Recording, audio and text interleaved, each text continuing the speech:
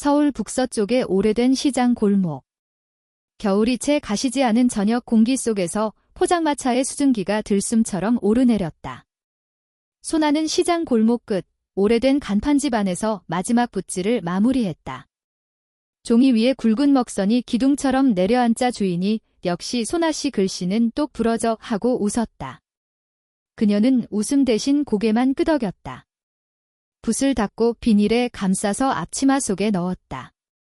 집에 가면 10살 진우가 라면을 끓이겠다고 기다리고 있을 것이다. 또 한 사람, 시어머니 명숙은 요 며칠 기운이 더 없었다. 기침이 깊어질수록 말은 더 거칠어졌다. 글씨로 집이 지어지냐. 명숙은 저녁상에 앉아 그녀 손목을 힐끗 보고 말했다. 오늘은 글씨값 들어왔어. 내일쯤 가스비 내고 엄마 약도 그 약으로 뭐가 나아져. 내 남편이 그 놈이 멀쩡했으면 이런 꼴이냐. 말끝은 늘 남편으로 돌아왔다.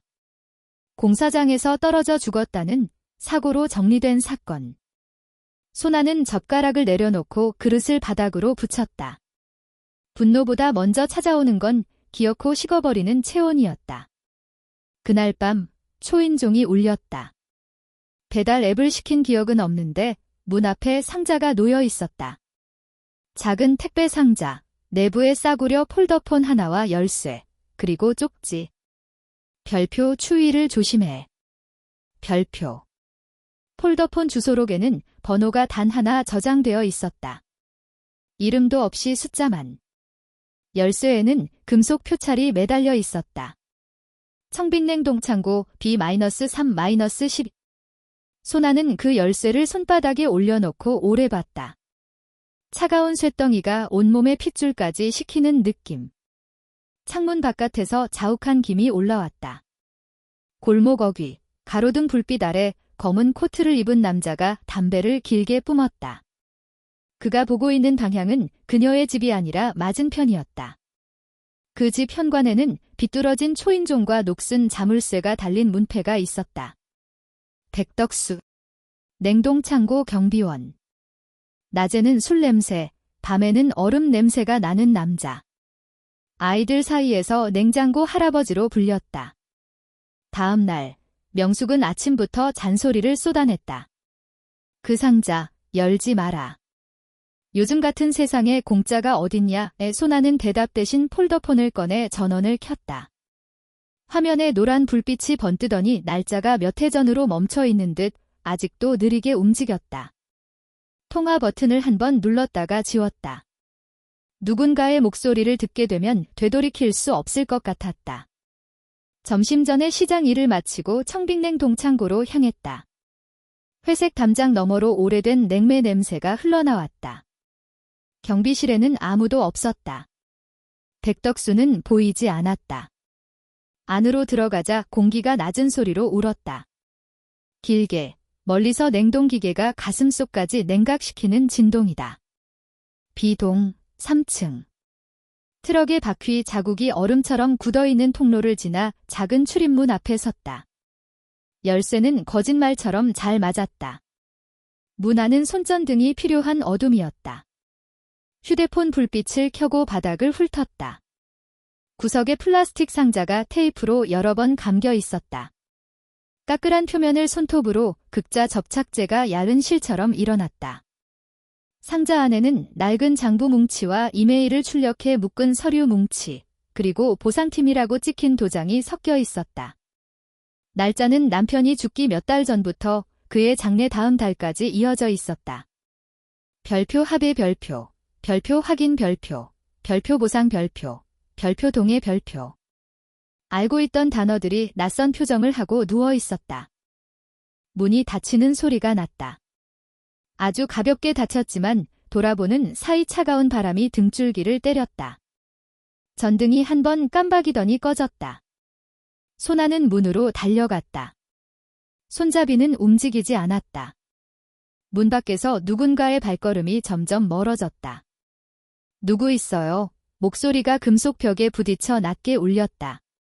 방 안은 곧 냉기로 꽉 찼다. 숨이 짧아지면서 갈비뼈 안쪽이 얼음에 닿는 듯 아팠다. 얼마나 지났을까? 바깥에서 금속 긁는 소리와 함께 욕설이 들렸다. 이 썩은 놈의 자물쇠. 곧 쇳덩이가 찌그러지는 둔탁한 소리와 함께 문이 열렸다. 백덕수가 난장판처럼 부서진 자물쇠를 발로 밀치고 서 있었다. 얼굴은 벌겋고 눈은 젖어 있었다.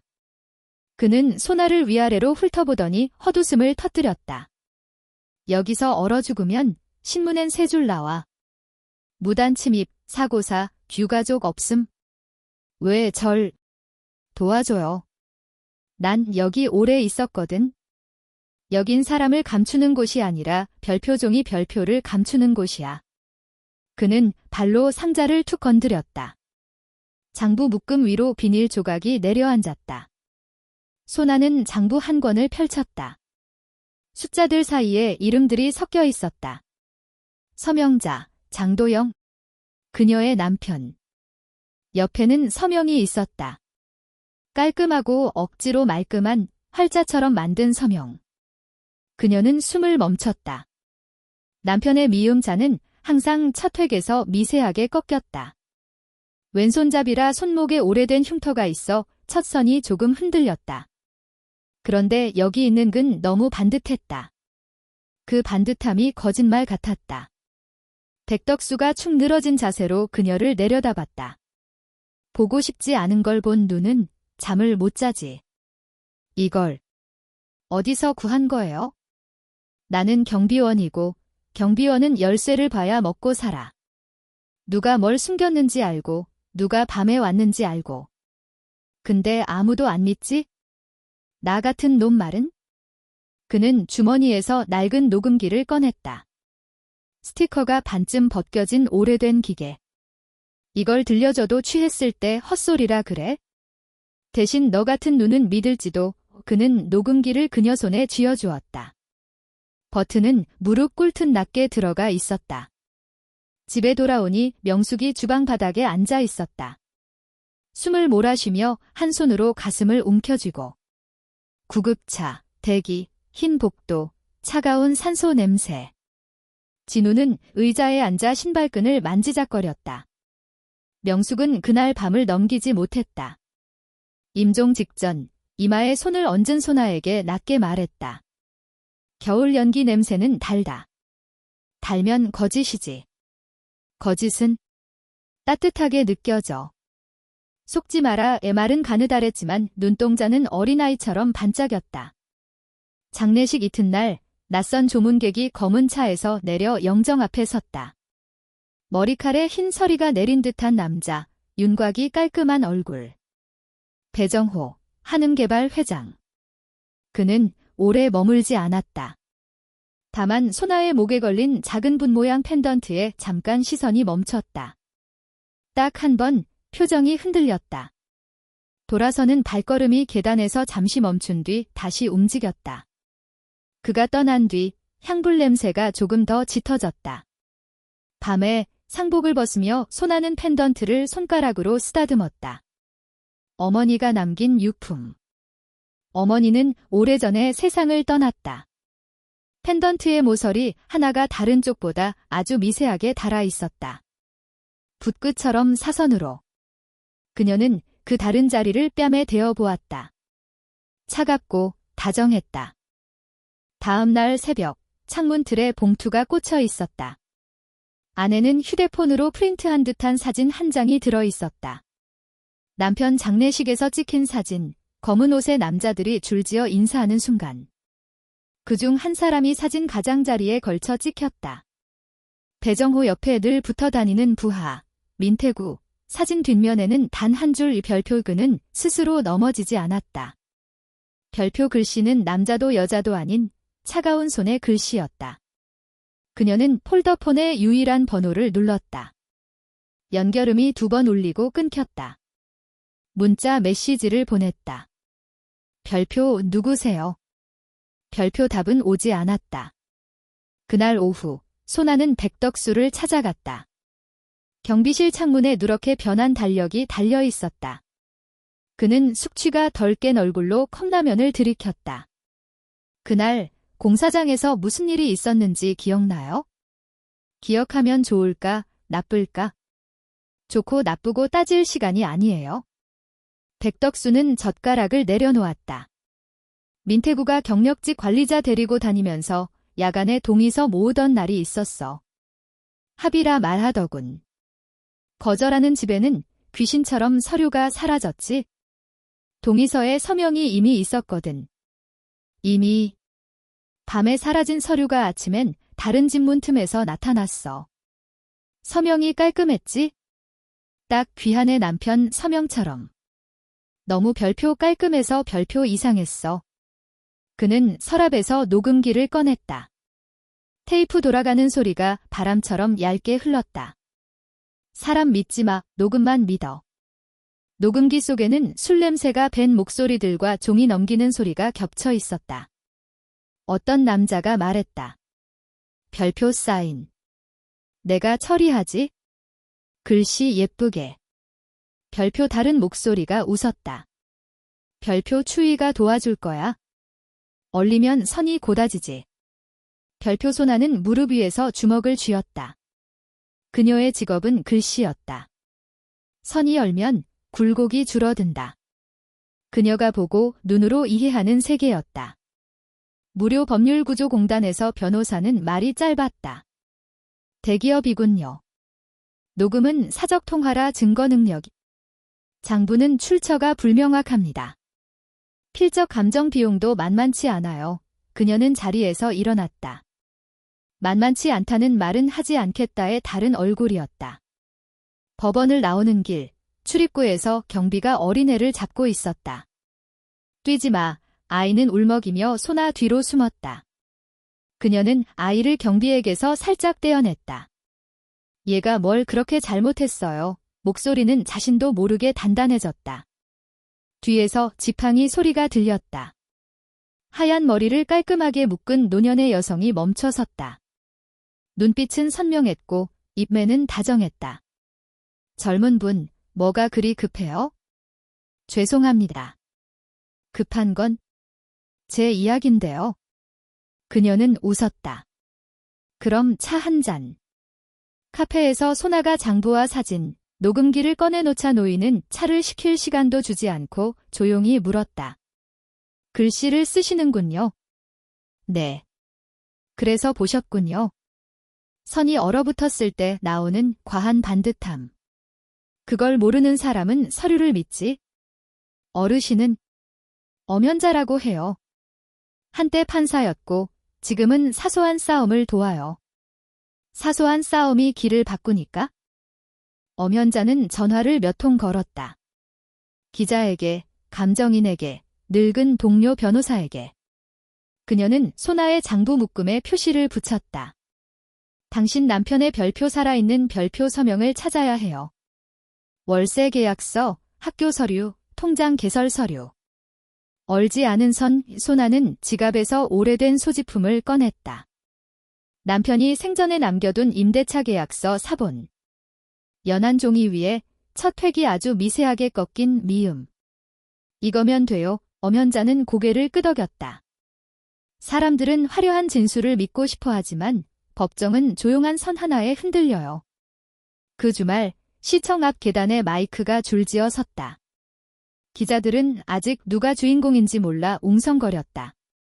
한편에서는 한음개발의 법무팀 차량이 미끄러지듯 들어왔다. 민태구가 그 가운데에서 내렸다. 옆에는 선글라스와 야은 미소. 소나는 회색 카디건을 여미고 마이크 앞에 섰다. 펜던트가 목 아래에서 작게 흔들렸다. 옆에는 백덕수가 서 있었다. 그는 어딘지 불편해 보였다. 소나는 2장의 복사본을 보였다. 이것은 제 남편의 서명입니다. 임대차 계약서. 첫 획이 약간 꺾여 있습니다. 왼손잡이라 손목에 흉터가 있었기 때문입니다. 그리고 이것은 재개발 동의서입니다. 남편의 이름이 쓰여 있지만 첫 획이 직선입니다. 얼린 선처럼 감정인은 확대 사진을 모니터에 띄웠다. 붉은 원, 비교선. 기자들의 펜 움직이는 소리가 바람에 섞였다. 민태구가 마이크 앞으로 걸어왔다. 감정은 감정일 뿐이죠. 서명은 그날의 컨디션, 펜의 종류에 따라 달라집니다. 감정인은 의견을 말할 수 있으나 판단은 법이. 그때 계단 위에서 누군가 내려왔다. 회장 배정호였다. 그는 선글라스도 비서도 없이 천천히 걸었다. 민태구가 고개를 돌렸다. 회장은 소나의 펜던트를 한번 보고 마이크에 다가갔다. 회사 대표로서 말씀드립니다. 오늘 제기된 의혹과 관련하여 즉시 전면적인 내부 조사를 시작하겠습니다. 외부 감사를 초빙하여 모든 서류의 원본을 공개하겠습니다. 당사 직원의 형사 책임이 확인될 경우 즉시 고발 조치하겠습니다. 누군가 물었다. 회장님, 회사 이미지에 큰 타격이 될 텐데요. 그는 짧게, 그러나 분명히 말했다. 이미지보다 중요한 것이 있습니다. 그는 소나를 보지 않았다. 그러나 그의 옆얼굴에서 오래전 누군가를 떠올릴 때 보이는 공허가 지나갔다. 엄현자는 지팡이를 세우며 속삭였다. 이 사람은 진실 때문에 움직였을까요? 딸 때문에 움직였을까요? 소나는 대답하지 않았다. 펜던트를 꽉 쥐었다. 조사는 생각보다 빠르게 진행됐다. 냉동창고에서 나온 장부와 전산 자료가 맞아떨어졌다. 동의서 원본은 일부 보관 중 분실로 처리가 되어 있었고 다른 일부는 사무실 서랍 깊숙이 숨겨져 있었다.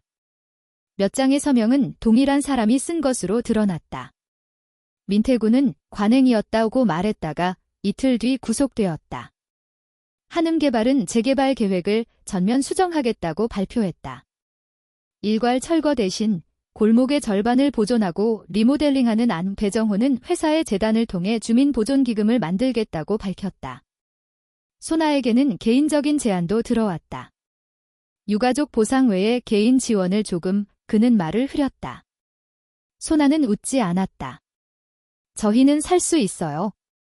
필요한 건 개인 돈이 아니라 별표 방식 별표이에요. 배정호는 고개를 끄덕였다. 눈빛은 어딘가 나이를 먹어 있었다. 백덕수는 냉동창고를 떠났다. 주민센터에 새로 생긴 기록 보관실의 문을 지키게 됐다. 그는 여전히 손이 떨렸지만 그 떨림으로 카드키를 더 신중히 눌렀다. 사람들은 더 이상 그를 냉장고 할아버지라고 부르지 않았다. 그냥 덕수 씨. 그는 어느 날 소나에게 빈 A4를 내밀었다. 여기다가 우리 골목 이름 한번 써줘. 내 글씨로. 소나는 먹을 갈았다. 첫 획을 내리기 전 숨을 길게 들이쉬었다. 종이 위에 마리집을 짓는다는 문장이 앉았다. 굵은 선이 균형을 잡는 가는 선을 불러왔다. 그녀는 붓구들 들어 잉크를 털었다. 검은 점이 마지막 마침표처럼 흩어졌다. 밤, 진우는 숙제를 하다가 물었다. 엄마, 이제 우리 집 안 없어져? 그래. 우리 집이 사라져도 우리 별표 말 별표는 안 사라져. 말. 내가 여기 우리 집이라고 말하면 그게 집이 되는 거야?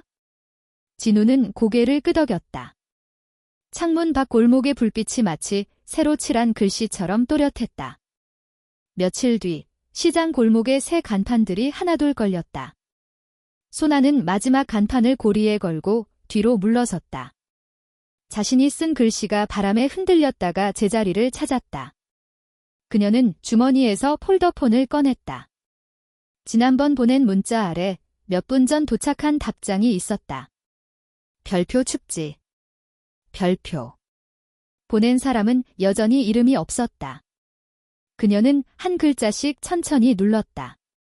별표 이제는. 별표 그리고 보내기를 누르지 않았다. 화면을 끄고 붓을 다시 들었다. 아직 써야 할 글씨가 남아있었기 때문이다. 그날 밤 골목 어귀 가로등 아래에 검은 코트의 남자가 한동안 서 있었다. 그는 아무데도 전화하지 않았고 아무데도 가지 않았다. 잠시 고개를 들어 새 간판들을 보더니 돌아섰다.